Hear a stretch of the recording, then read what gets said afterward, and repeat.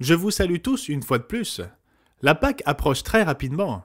Elle aura lieu dans une semaine après que vous aurez entendu ce tout dernier communiqué hebdomadaire. Et nous avons beaucoup de nouvelles qui nous parviennent du monde entier. Monsieur Raja Moses de la Malaisie nous transmet de bonnes nouvelles.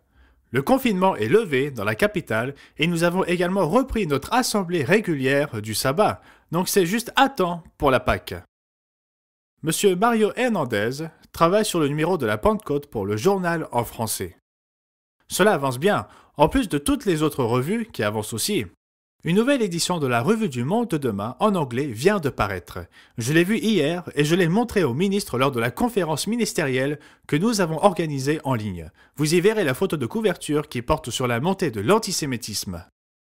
Monsieur Christian Orrego est au Mexique et au Guatemala cette semaine. Il a officié à quelques baptêmes au Mexique et nous espérons que d'autres bonnes nouvelles nous parviendront de là-bas. M. Paul Shumway nous communique un rapport détaillé où il dit « Cette semaine, la première ministre de la Barbade a annoncé que certains protocoles seraient relâchés, ou plutôt assouplis. Après avoir été confiné pendant presque 3 mois, avec un couvre-feu de 19h à 6h du matin strictement appliqué, ainsi qu'un arrêt de toutes les activités non essentielles. Lorsque la première ministre, qui ne tolère pas que son autorité soit contestée, a vu qu'il y avait trop de circulation sur les routes, elle a imposé un confinement total pendant tout un week-end. Personne ne devait quitter son logement, pour quelque raison que ce soit. Les supermarchés étaient tous fermés. Après avoir constaté que les règles étaient bien respectées, elle a autorisé la réouverture du pays avec le couvre-feu en vigueur de 19h à 6h du matin. Avec un seul changement, les dimanches resteraient fermés pour les commerces. Et cela semble être quelque chose qui va se poursuivre, pas seulement pour un week-end ou deux, mais cela semble être définitif. Et comme l'écrit M. Shumway, cela rejoint l'article des Nouvelles et Prophéties du 11 mars intitulé « Appel lancé à l'UE pour l'adoption du dimanche comme jour de repos ». Il a également souligné que la première ministre s'est éloignée du Royaume-Uni, des États-Unis et du Canada, surtout dans le domaine du tourisme qui constituait la principale ressource du pays. Et elle se tourne davantage vers l'Union européenne. Cela devient donc très intéressant, s'éloigner des nations de souche israélite et se rapprocher de l'Union européenne. Il se passe donc beaucoup de choses dans le monde dont nous n'avons pas toujours une vue d'ensemble. Mais lorsque nous relions tous les points, nous voyons clairement une image se dessiner ici. À Trinidad, nous avons perdu notre salle de réunion en raison des restrictions imposées par le Covid et tout le reste. Mais une nouvelle salle a été trouvée et elle peut accueillir plus de personnes que l'ancienne. Elle sera disponible pour eux 24 heures sur 24 et 7 jours sur 7. Et le coût est le même. Donc c'est une très bonne nouvelle. Et ce sabbat sera notre première assemblée en personne là-bas, écrit M. Shumway. Trinidad ne permet toujours que 90 minutes pour les services du culte. Cela va donc avoir un impact sur les assemblées en streaming avec Charlotte et la cérémonie de la Pâque, qui devront être strictement contrôlées en termes de durée.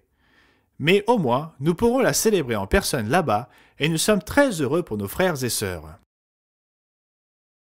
Cette semaine, l'émission en anglais s'intitule « Des prophéties bibliques extraordinaires accomplies », présentée par M. Richard Eames, et nous diffusons ce dimanche sur 3 nouvelles stations. 2 à Columbus en Georgie, la chaîne 38 affiliée à NBC à 7h30 et TV54 Fox à 8h30. Et aussi à Birmingham en Alabama, WABM TV 68 à 10h du matin. Nous sommes donc très heureux que ces stations soient ouvertes pour nous. Et je voudrais terminer par un rapport de M. Tuwei Labey. Je l'ai lu juste avant de m'asseoir pour vous transmettre ce communiqué. Je ne vais pas donc vous donner l'intégralité du rapport, mais l'essentiel est qu'en Birmanie, la situation devient désespérée. Le gouvernement militaire qui a pris le pouvoir sur le gouvernement civil tire sur les manifestants.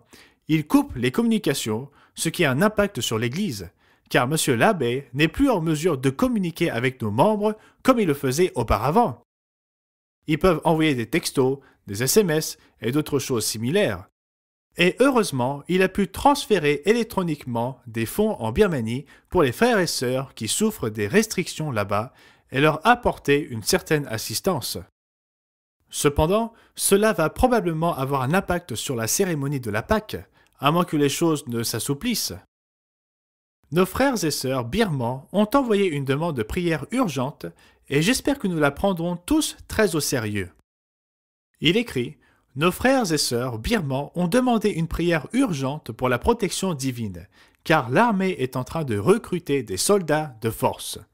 Ils peuvent simplement aller dans un village et commencer à enrôler des jeunes hommes, peut-être aussi des femmes, qui sait. Ce qui veut dire qu'ils vont juste prendre tous ceux qu'ils pensent utiliser comme bouclier humain contre les manifestants. Donc cela peut vraiment affecter nos frères et sœurs et nous devons prier et supplier Dieu pour qu'il protège nos membres qui sont là-bas. La Birmanie, c'est loin pour beaucoup d'entre nous, mais c'est une situation très réelle pour ces membres qui partagent la même compréhension que nous de Dieu et de son royaume, et qui prient certainement beaucoup plus pour que le royaume de Dieu vienne bientôt. Donc, beaucoup de choses sont en train de se dérouler. Je suis sûr que nous pourrions en dire beaucoup plus, mais cela est suffisant pour aujourd'hui. Donc, c'était Gérald Weston pour l'Église du Dieu vivant pour la semaine se terminant le 20 mars. Je vous souhaite un merveilleux sabbat et une bonne semaine de préparation pour la Pâque et les jours des pains sans levain.